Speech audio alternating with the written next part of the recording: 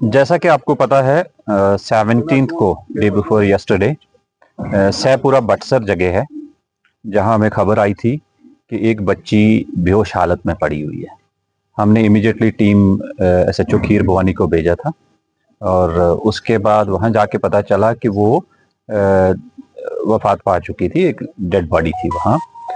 Accordingly case register किया गया FIR number 29/2025 police station खीर भवानी और उसमें मैटर की सेंसिटिविटी समझते हुए डीएसपी हेडक्वार्टर अवैस साहब, एडिशनल एसपी साहब को भी और मैं बाद में खुद गया।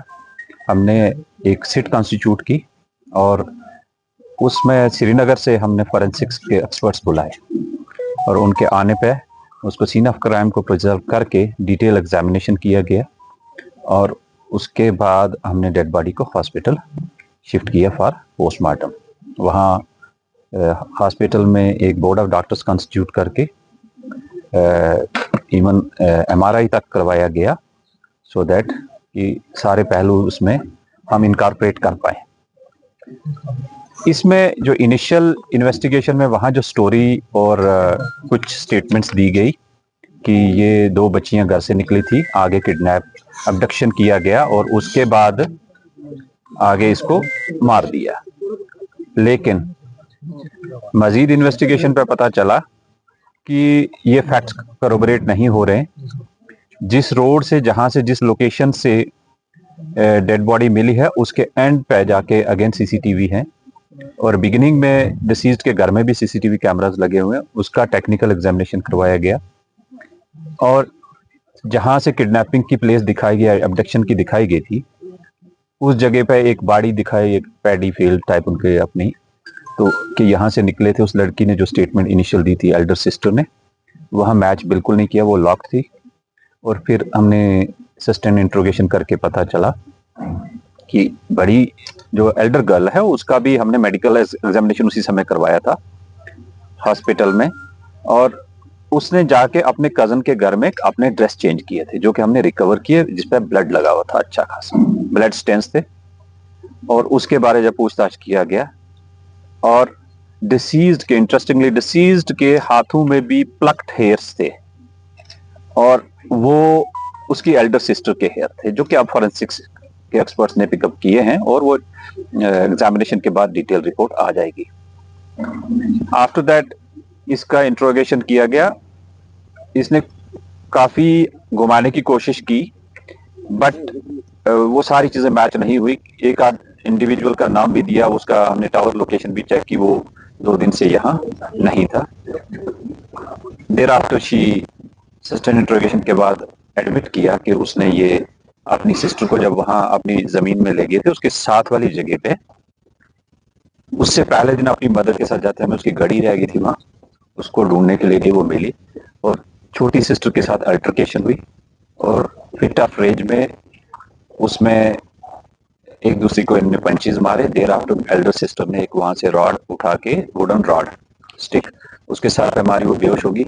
जब उसे वो डर गई कि इसको ये तुम्हारे बेहोश है या उठ के बताएगी, उसने एक और दोबारा मारा, उसका सर फट गया, उससे वो डेथ हो गई ऑन स्पॉट। फिर उसने वो रॉड वहां साइड पे झाड़ में छुपा दी थी जो कि हमने मैजिस्ट्रेट के सामने, फॉरेंसिक्स के सामने उसके डिस्क्लोजर पे जाके रिकवर की और उसके ऊपर ब्लड लगा हुआ है और वो सेम रॉड है जो कि मैच हो रही है। तो इस तरह एक इंसिडेंट जिसमें एक एल्डर सिस्टर इन्वॉल्व है जिसको हमने फॉर्मली अरेस्ट किया है और अरेस्ट के बाद जो हमारी सीट है वो उसको फर्दर इन्वेस्टिगेशन कर रही है और कोर्ट में प्रोड्यूस कर रहे हैं। इसमें हमने किसी भी एविडेंस को किसी भी स्टेज पे इन आइसोलेशन नहीं एग्जामिन किया। इसमें फॉरेंसिक्स एक्सपर्ट श्रीनगर के साथ में, मैजिस्ट्रेट साथ में है, वीडियोग्राफी, फोटोग्राफी हर स्टेज की हो रही है और पेरेंट्स को भी साथ में रखा है। सो इस तरह ये सीक्वेंस ऑफ इवेंट्स को कनेक्ट करके वी विल इंश्योर कि इस केस की जो सच्चाई है वो सबके सामने भी रहे और इन्वेस्टिगेशन अच्छी होके इसमें अक्यूज्ड को सजा मिले। चाहे अक्यूज्ड घर का हो बट एक क्राइम, ग्रूसम क्राइम है तो इसकी सजा मिलनी चाहिए। तो मर्डर केस की इन्वेस्टिगेशन इन प्रोग्रेस है और फर्दर जो डिटेल होंगी आपके साथ शेयर कीजिए। ये 103 BNS एक ही इंडिविजुअल इन्वॉल्व है और she has been arrested formally और सेंट टू द कोर्ट।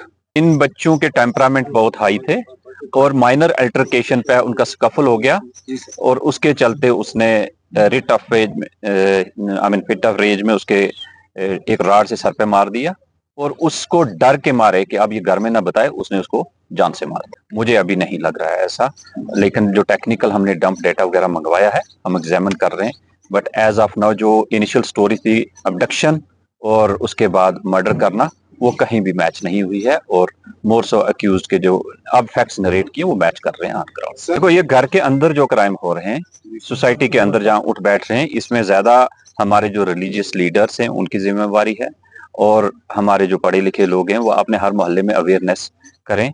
हमारी जहां मदद होगी, जरूरत होगी तो हम करेंगे, बट वी विल इंश्योर कि ऐसी चीजों में हर स्टेज पे हम भी पब्लिक मीटिंग में इनके साथ रहें और अवेयर करते हैं। मेरी डायरेक्शन है ऑफिसर्स को, और अब हमारे पास यहाँ एक लेडी ऑफिसर भी आई है, तो हमने जो वुमेन सेल है उसको पूरा एक्टिवेट किया है सोशल क्राइम को डील करने के लिए, खासकर वुमेन के लिए।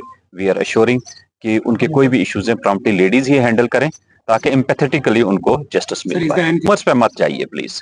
कल कोई खुद ही अपनी इन्वेस्टिगेशन करके हवा में कोई 2018 का इंटरव्यू चढ़ा रहे हैं, तो उससे क्या है कि हमारा वो फाइनल वर्जन नहीं होता, तो उससे क्या है कि जो अक्यूज एक्चुअल अगर होगा तो वो बेनिफिट ले लेता है।